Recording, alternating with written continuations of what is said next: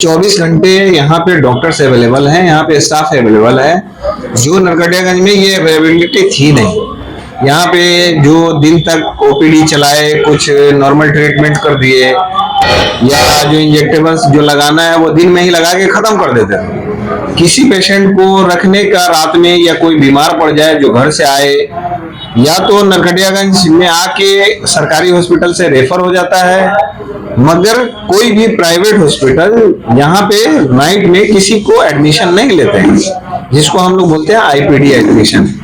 तो IPD admission नहीं होगा तो इमरजेंसी सेवा कैसे चलेगी? तो नॉर्मल इमरजेंसी नहीं है, यहाँ पे 24 घंटे इमरजेंसी सेवा है। यहाँ पे 24 घंटे इमरजेंसी सेवा है। सबसे सटीक विश्वसनीय तरीके से जिम्मेदारी निभाना, निडर हो, आपके लिए सिस्टम से भिड़ जाना, आपके हर मुद्दे को मजबूती से उठाना, खबर को सिर्फ बताना नहीं, उसकी तह तक जाना, समाज के हित में समाज को आईना दिखाना, आपके और सरकार के बीच सेतु बन जाना। नरकटियागंज शहर के पुरानी बाजार स्थित हॉस्पिटल चौक के समीप डायबिटिक एवं नेप्रो इमरजेंसी क्लिनिक का भव्य उद्घाटन अतिथियों द्वारा संयुक्त रूप से फीता काटकर किया गया। उद्घाटन के पश्चात क्लिनिक में आधुनिक मशीनों की जानकारी डॉक्टर सजाउल्लाह द्वारा अतिथियों को दी गई।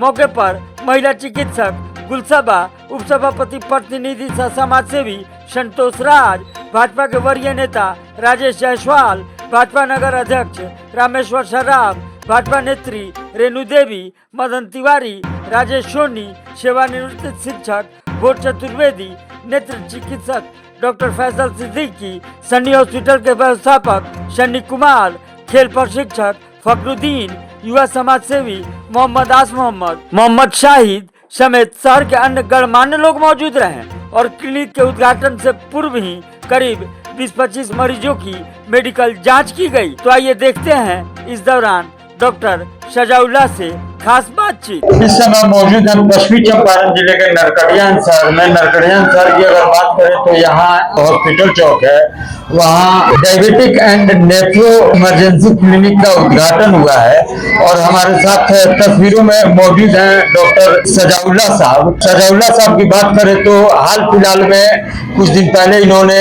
शहर के वार्ड नंबर 12 में एक सन्नी हॉस्पिटल का सौगात देने का भी काबिले तारीफ प्रयास किया था और उस सन्नी हॉस्पिटल के बाद ये एक इमरजेंसी हॉस्पिटल की शुरुआत इन्होंने की है।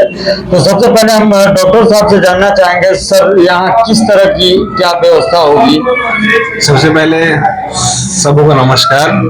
दूसरी चीज है कि यहाँ पे जो हम फैसिलिटी स्टार्ट कर रहे हैं, यहाँ पे इमरजेंसी सर्विसेज स्टार्ट कर रहे हैं। इमरजेंसी सर्विसेज का मतलब है कि 24 घंटे यहाँ पे डॉक्टर्स अवेलेबल हैं, यहाँ पे स्टाफ अवेलेबल है।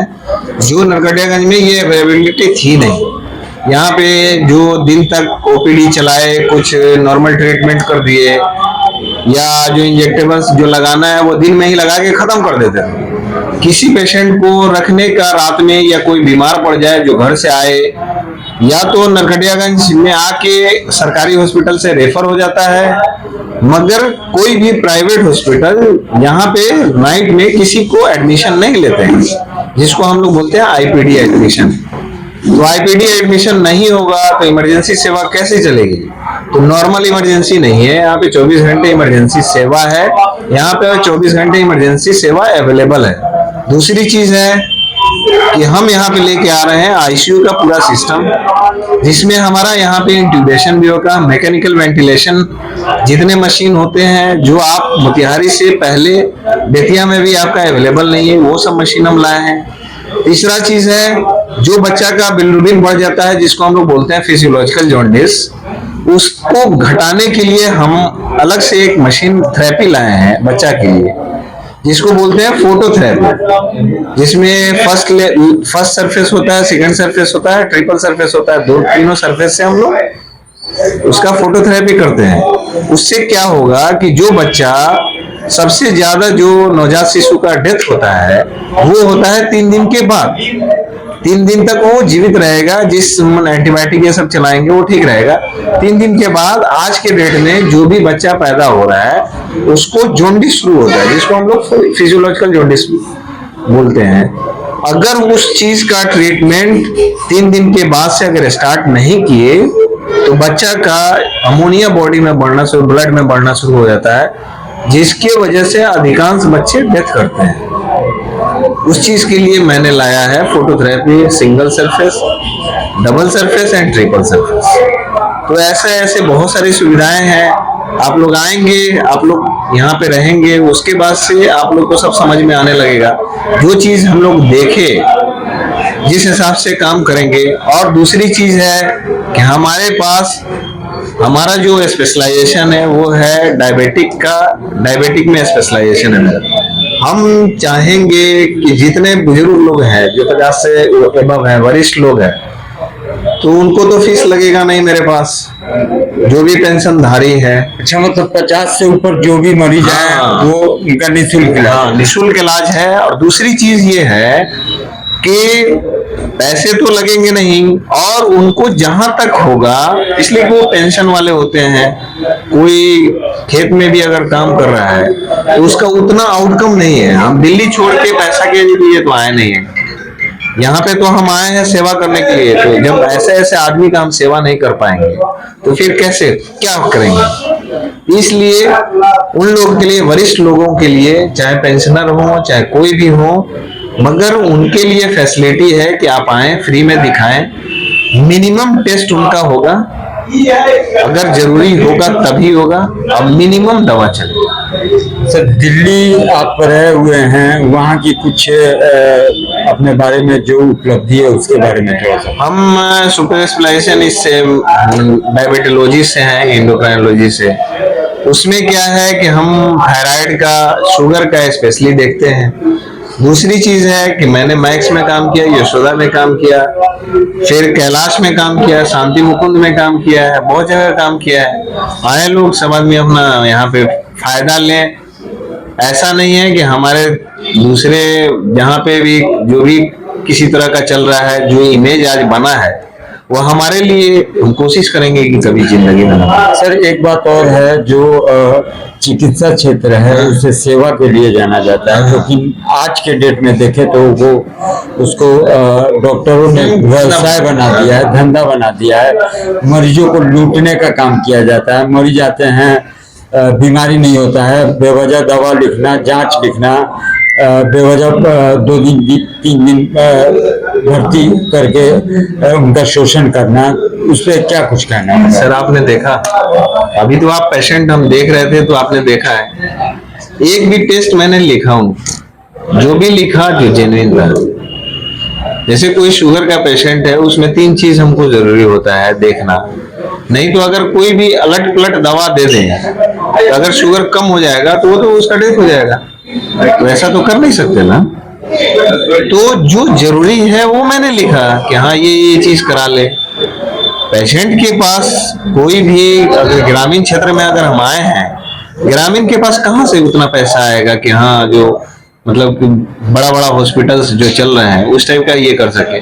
अगर हमको पैसा ही कमाना होता तो हमारे लिए दिल्ली ये तो था नहीं कि दिल्ली में हम पैसा नहीं कमा रहे थे, दिल्ली में अच्छा खासा पैसा कमा रहे थे। जैसे इस हॉस्पिटल में स्त्री रोग विशेषज्ञ हैं, डॉक्टर गुलसबा, तो महिलाओं के लिए किस तरह की व्यवस्था? महिलाओं के लिए है कि देखिए, minimum charges for normal, maximum हम यहाँ पे कराएंगे नॉर्मल डिलीवरी, मिनिमम होगा सिजेरियन। इसलिए कि जो भी कोई भी अंग जुड़ा हुआ है उसको काटने के बाद दिक्कत तो होती है पेशेंट। ये चीज आप ये कहें कि हाँ सिजेरियन तो उसमें पेन नहीं है, बच्चा निकल गया, कॉम्प्लिकेशंस नहीं, कॉम्प्लिकेशन हर एक चीज में है, नॉर्मल में भी है, उसमें भी है। मगर नॉर्मल पे हम इसलिए फोकस कर रहे हैं कि यहाँ पे कहीं पे भी आप कोई भी लोकल एरिया में जाएं तो सिजेरियन को है ना एक धंधा बना लिया गया है। नॉर्मल डिलीवरी में पैसे ज्यादा है नहीं, जो फैक्ट है। सिजेरियन कीजिए, सिजेरियन के 25,000 ले लीजिए, तो वो काम हम नहीं करेंगे। यहाँ पे ज्यादा मैक्सिमम होगा, यहाँ पे नॉर्मल डिलीवरी, मिनिमम होगा सिजेरियन। यहाँ पे हम लूटने के लिए नहीं आए हैं। कोई अगर ऐसा सोच रहा है या ये समझ रहा है कि हाँ यहाँ पे धंधा चलेगा, तो यहाँ पे अब उस टाइप का सबको सिस्टम चेंज करना होगा। तो अभी आपने डॉक्टर शुजा साहब को सुना। इनका सीधे तौर पे कहना है कि जो मरीज आएंगे तो मरीजों का जो इलाज होता है वो इलाज होगा, न कि शोषण होगा। अगर इस शहर की बात करें तो यहाँ पे सैकड़ों ऐसे क्लिनिक हैं जो BMS करके BUMS की डिग्री लेके शिशु रोग विशेषज्ञ बने बैठे हुए हैं, स्त्री रोग विशेषज्ञ बने बैठे हुए हैं और मरीजों को लूटने से लेकर उनका शोषण करने तक का काम धड़ल्ले से होता है इस शहर में। लेकिन इस क्लिनिक के उद्घाटन से शहरवासियों के साथ साथ जो आसपास के गांव के लोग हैं उनमें एक आस जगी है कि एक बेहतर इलाज मिलेगा, बेहतर उपचार होगा। और डॉक्टर साहब का सीधे तौर पे स्पष्ट रूप से इन्होंने कहा भी है कि 50+ जो सीनियर सिटीजन होंगे उनके लिए निःशुल्क चिकित्सा सुविधा होगी। और उसके अलावा इन्होंने बताया कि जो स्त्री विशेषज्ञ हैं यहाँ पे, तो जो भी डिलीवरी से रिलेटेड केस आते हैं तो इनका भरपूर प्रयास होगा कि जो भी डिलीवरी के केस है वो नॉर्मल डिलीवरी हो। जबकि यहाँ पे नॉर्मल डिलीवरी भी होता है तो उसको सिजेरियन करके मरीजों का शोषण किया जाता है। 20,000, 25,000, 30,000 उगाही की जाती है। तो ये सब सारी चीजें यहाँ चलने वाली नहीं है। डॉक्टर साहब ने सीधे तौर पर स्पष्ट कर दिया है कि चिकित्सा जो है वो सेवा है और सेवा के रूप में ही ये कार्यरत रहेंगे।